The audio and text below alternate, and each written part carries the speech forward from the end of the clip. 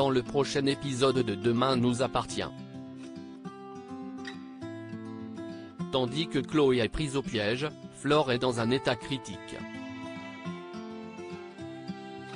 De leur côté, Arthur et Sophia sont indemnes et Bilal a trahi sa promesse envers Virginie.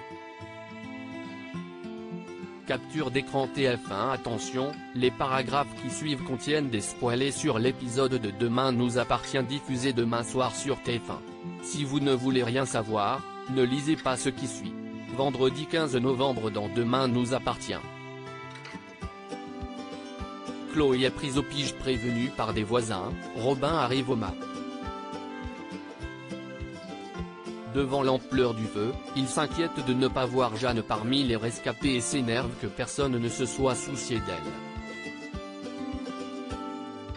Maxime a beau lui expliquer que son père est à l'intérieur pour tenter de sauver tout le monde, Robin s'en moque et leur demande par où ils sont sortis avant de se précipiter vers l'atelier. En chemin, il entend Chloé et Alex qui essaient d'ouvrir une autre porte de l'atelier.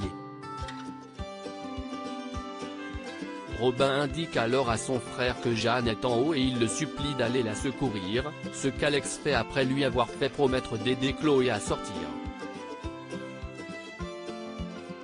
Mais tandis que Robin tâche d'ouvrir la porte pour faire sortir sa belle-sœur, le feu s'intensifie et une nouvelle explosion retentit. Les flammes s'étant propagées par la petite ouverture de la porte, ce dernier est dans l'obligation de laisser Chloé seule pour aller obtenir de l'aide.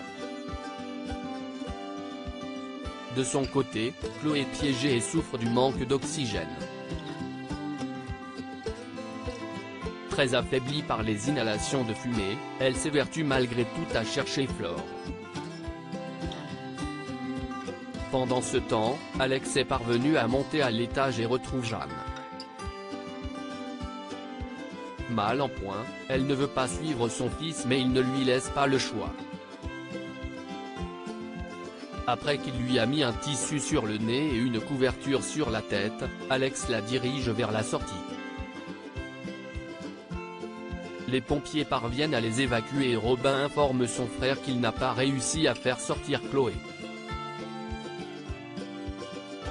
Au petit matin, les soldats du feu sont venus à bout de l'incendie et découvrent Chloé inconsciente sur le ponton.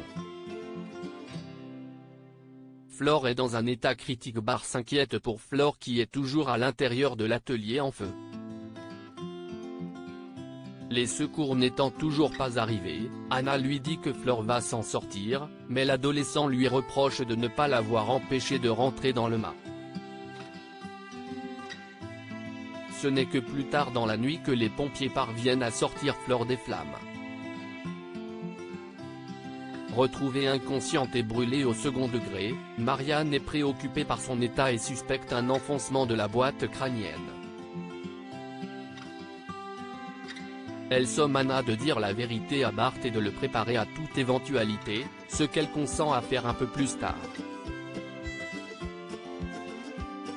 Seulement, Bart est persuadé que sa mère biologique lui ment et que sa mère adoptive ne s'en sortira pas. Anna essaie tant bien que mal de trouver les mots justes et lui demande de garder espoir. Au moment où elle lui promet qu'avec Flore elles seront toujours là pour lui, Bart s'effondre dans ses bras. Le jour s'est levé à 7 et Arnaud est soucieux de ne pas avoir de nouvelles de sa compagne qui n'est toujours pas rentrée de la soirée d'anniversaire d'Alex. Alors qu'il cherche à la joindre une nouvelle fois, Bart décroche et lui raconte que Flore a été transférée à l'hôpital dans un état critique. Furieux de ne pas avoir été prévenu plus tôt, il se précipite au chevet de la femme qu'il aime. Arthur et Sophia sont indemnes. Marianne, qui voit Arthur porter une Sophia inconsciente, se précipite à leur secours. Le jeune homme s'emploie à répondre au mieux à toutes les questions du médecin mais il ne peut s'empêcher de culpabiliser d'avoir obligé sa petite amie à sauter par la fenêtre. Marianne le rassure, d'autant que le pouls de Sophia est régulier, ce qui semble indiquer une simple commotion. En parallèle, William et Aurore sont réveillés par l'appel d'Anna qui les prévient de l'état de santé de leur fille. En route vers le mât, le couple se dispute, William étant persuadé qu'Arthur est responsable de ce qui arrive à Sophia. Une fois sur place, ils retrouvent leur enfant. Cette dernière est consciente mais est apeurée de voir ses jambes attachées à la civière. Rassurée par les propos de son père qui précise qu'il s'agit d'une simple précaution médicale, elle réclame à voir Arthur. En dépit des réticences de son mari, Aurore va néanmoins le chercher. Une fois auprès d'elle, l'adolescent s'excuse de l'avoir forcé à sauter mais elle le remercie au contraire de lui avoir sauvé la vie. Pour la jeune fille, ils ont survécu ensemble et c'est ce qu'ils vont continuer de faire. Un plan qui plaît beaucoup à Arthur. Bilal trahit sa promesse et malgré la promesse faite à Virginie, Bilal ressort du mât toujours en feu sans Jules.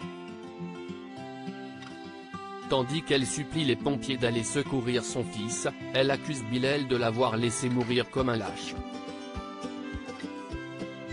Plus tard, Bilal essaie de parler à Virginie et lui explique que Jules a de fortes chances de s'en sortir s'il n'a pas inhalé trop de vapeur toxique. Outré, l'avocate lui demande comment il a pu lâcher Jules. Bilal se défend comme il peut, il a désespérément cherché à le retrouver mais a été contraint d'abandonner car la fumée l'empêchait de respirer. Rien n'y fait, Virginie est furieuse qu'il ait sauvé sa peau au détriment de son fils et elle ne veut plus jamais le revoir. Au petit matin, alors que les pompiers sont parvenus à éteindre le feu et qu'ils récupèrent les derniers rescapés, Jules manque toujours à l'appel.